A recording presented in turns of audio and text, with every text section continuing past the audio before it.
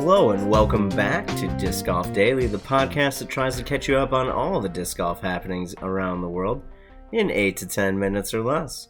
My name is Brian Papa Wolf Frawley, and I'm stoked to come here today to talk to you about the Jonesboro Open presented by Westside Disc. I just finished. I may sound out of breath. It was a very exciting final couple of holes there for those of you that were watching live on DGN. It was thrilling to hear the announcer's passion for the excitement in Ben Calloway and Anthony Barella and Calvin Heimberg. It was just great to hear Nate, and Terry talk about that. But I don't want to get too far into this story. Hey, what'd you do this weekend? I TD'd a disc golf tournament and told lots of people about Disc Golf Daily. You should tell some people about Disc Golf Daily as well. Coming in to this weekend, there was lots of stories about the eclipse, lots of stories about who is going to maybe try to be the returning champion here. We had Cap Merch dress up as Macho Man Randy Savage. I know that got me going. I'm sure it got you going too.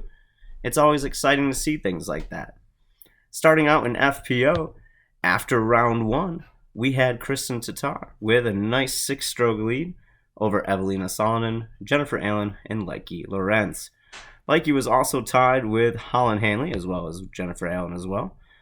Going into that day, day two, Kristen continued to extend her lead, but Holland shot the hot round of the day at neg 10 on day two, jumping her up into second position.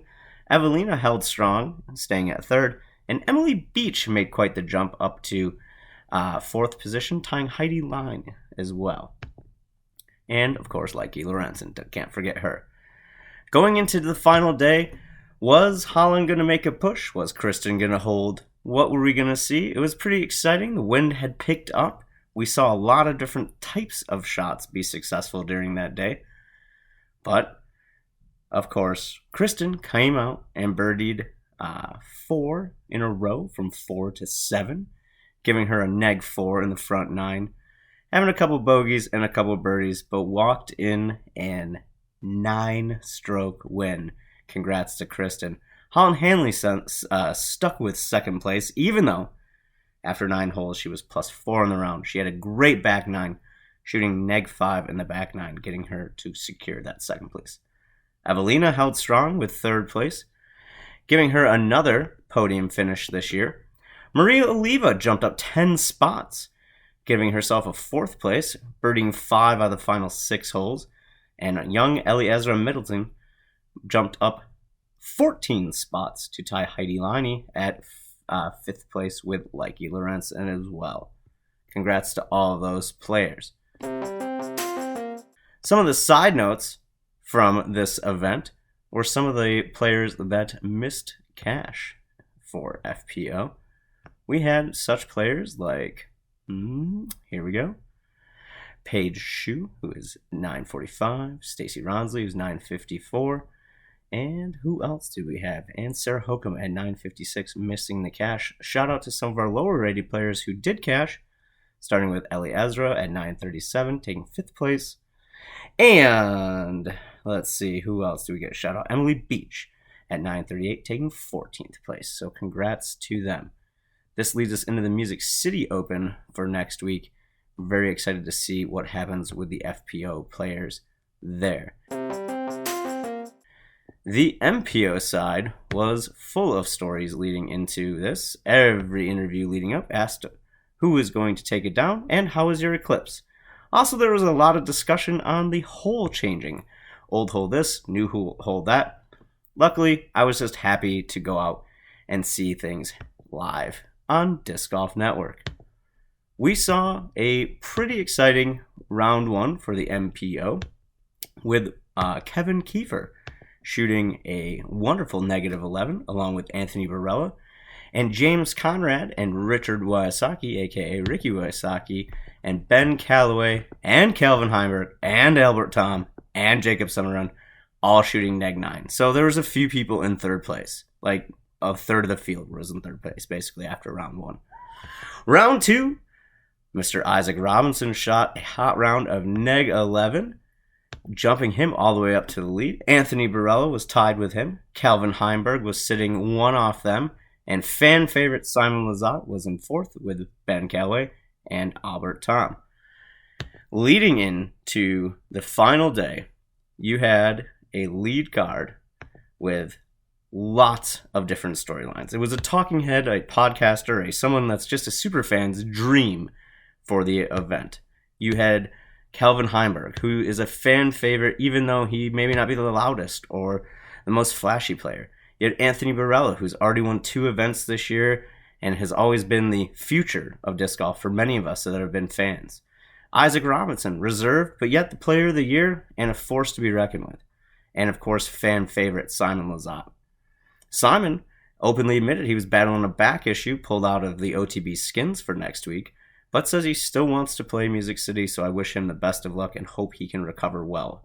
He did recover very well, shooting enough to get him a top 5 still, but we won't jump ahead of the story too far along. I want to take this time to give a shout out to the people at DGN. We had an amazing chase card and we had an amazing lead card this week. You had Ben Calloway, Albert Tom, Ezra Adahort, and Gannon Burr on the chase card, and I felt like we got just as much coverage of that card as we did lead card, which really made the final 5-6 holes even more exciting for the fan as they were tuned in to watch. Good job, DGN. Go tell them they did a great job. Going into the final run, we had Ben Calloway with a 1-stroke lead as he teed off on 18 and other people were teeing off on 17. Ben unfortunately went out of bounds, opening the door for Calvin and Anthony to battle it out. Calvin found OB off the tee on 18. Anthony found inbounds by a few feet, knowing that he could just throw under and then tap in for the par to secure the neg 24 and his 3rd victory, 3 out of 5 right there. Only other player to do that was, I believe, a guy named Paul Macbeth. I hear he's pretty good. This was a very exciting weekend for the fan. It was great viewing, and I'm super excited to continue to see events like this, where it is down to the last minute, especially in the MPO side. A couple of names to shout out that maybe quite didn't get a cash. Let's see, some high-rated players that didn't cash today. Joel Freeman, one Paul Macbeth, and a guy named Nicholas Antila. Those all were pretty high-rated players who did not cash. Shout out to some of our young, lower-rated players that did cash. Albert Tom, who had a great 6th place finish. Matt Bell, who took 12th. Garrett Gerthy, who took 16th. And Jake Hebenheimer with Ty Love in 16th. Congrats to all of those players.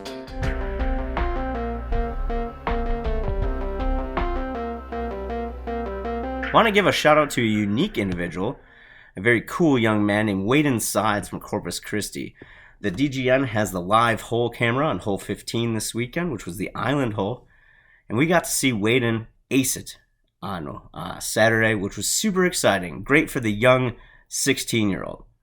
But not to outdo himself, he did the same thing on Sunday, and that just blew my mind. I was super happy for him. Congrats to him and his family for having such a cool and unique experience at the Jonesboro Open. I love the Jonesboro Open because they advertise the city of Jonesboro as well, and that's always cool to see. Shout out to all those little cities that love disc golf. It's very, very important. We're transitioning now to my new favorite statistic, the bore score. If you've been playing along at home, you know that we've been talking about some holes possibly being a little bit too boring to watch or boring to play, depending on how you want to view this. Here we wanted to look at the amount of pars per hole. Sometimes there's a lot, sometimes there's a little.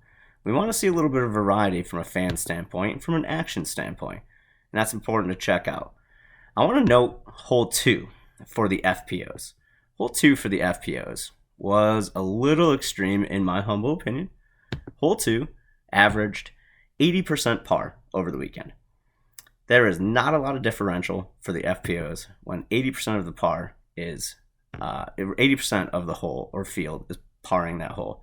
And then the remaining 19%, for instance on Saturday, 81-19 split, got a bogey. There were no birdies, no double bogeys. That's not a big scoring spread hole, especially so early in the round. You definitely want to get a little movement going. At least that's my opinion as a fan and a guy that likes to run a few events. Followed up by hole 2 was hole 3 at 74% roughly parring that event for the FPO. For the MPO, we only have one kind of red flag, if you will. Hole 11 played at 71% par for the field across the weekend. Something to take note for you course designers and TDs. How can we add a little bit more variety as we are going through? Remember this week to take a moment and tell someone about Disc Golf Daily. You know we have a Facebook page? You should stop by, like it, share it, tell some more people to listen to. We're so thankful for everyone that does take an opportunity to listen to us every day. I'm out for now. Again, my name is Brian Papa Wolf Frawley, and I love doing this. I hope you love disc golf too. Have a great day, and remember to keep it in the fairway.